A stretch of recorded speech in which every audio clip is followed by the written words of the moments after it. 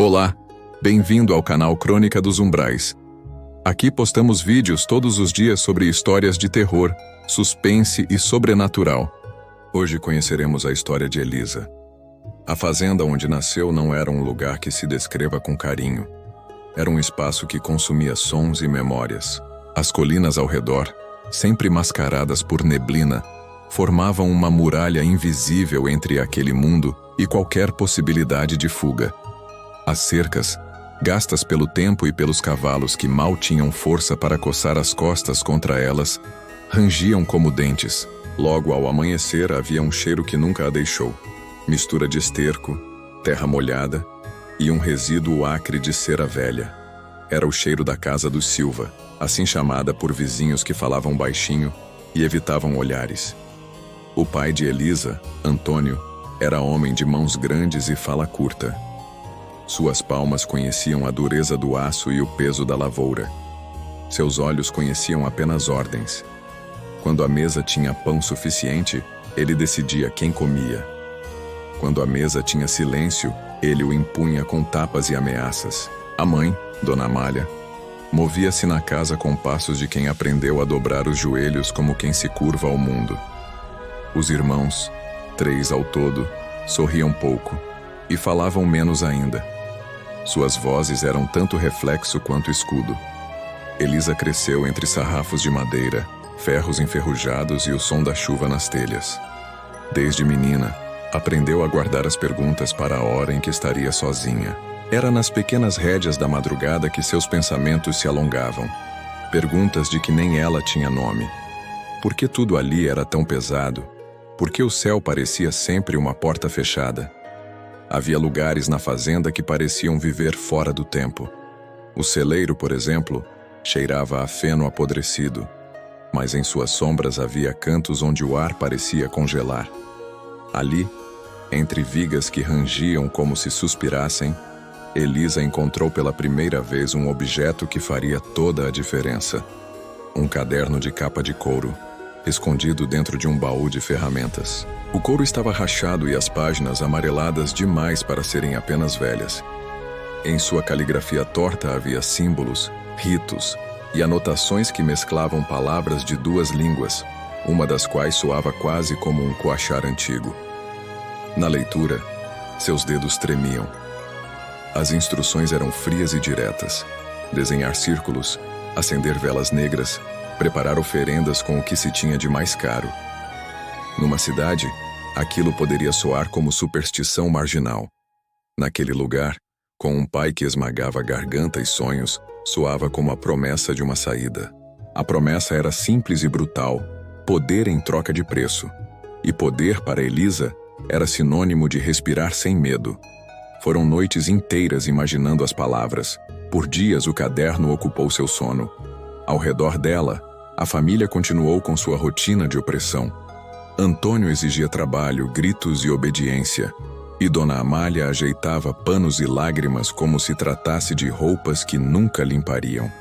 Os irmãos fugiam para o campo de manhã cedo e voltavam mais cansados do que antes.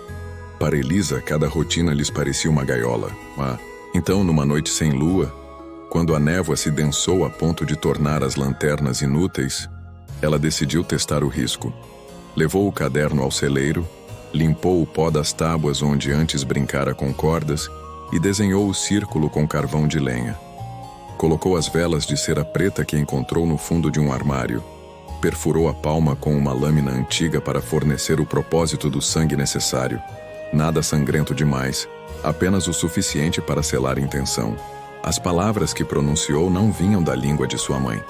Vinham do caderno e vibravam firmes na boca como sementes de uma nova colheita. No início, nada além do estalo de velas. Depois, o ar se adensou. Uma sombra firme, sem corpo, se aproximou da superfície do círculo. O som do vento mudou, ficou rumoroso como se milhares de vozes sussurrassem em conluio. Foi uma voz que não falou com os lábios, mas que se impôs dentro da cabeça de Elisa. Um som sem eco que, por alguma razão, não era apenas ameaça. Era argumento, oferta. Deseja subir? Era o sentido. Deseja sair desse lugar e se tornar a dona de seu destino? Ela pensou em Dona Amália dobrando o corpo como trapo humano. Pensou nos irmãos com olhos cansados. Pensou, com uma raiva tão quieta que doeu, em Antônio. A possibilidade de virar a mesa, de usar a força para arrancar alicerces do sistema que aprendia, cresceu como uma chama.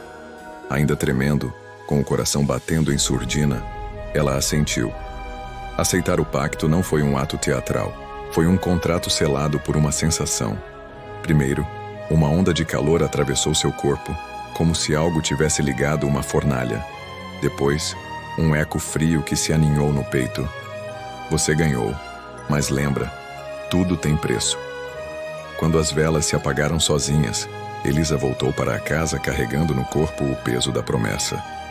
Os primeiros dias após o ritual foram estranhos e, ao mesmo tempo, deliciosos. Coisas que antes exigiam força bruta foram resolvidas com um olhar. O cavalo parou de chutar quando ela soltou o chicote. O agricultor vizinho famoso por cerrar os dentes por nada trouxe sem pedir uma cooperação que favoreceu as contas da família. Até a conta atrasada do mercado pareceu findar num dia que antes estava destinado ao escárnio. O poder se manifestou como ajuste de superfícies. Portas que se abriam quando ela passava. Luzes que cintilavam obedientes. Conversas paralelas que a citavam como se o vento levasse seu nome. Por outro lado, havia sinais que não se explicavam.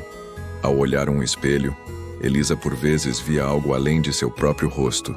Um brilho que piscava por detrás da íris, como se outra consciência observasse. À noite, sons de passos ecoavam pelos aposentos, mesmo quando todos dormiam.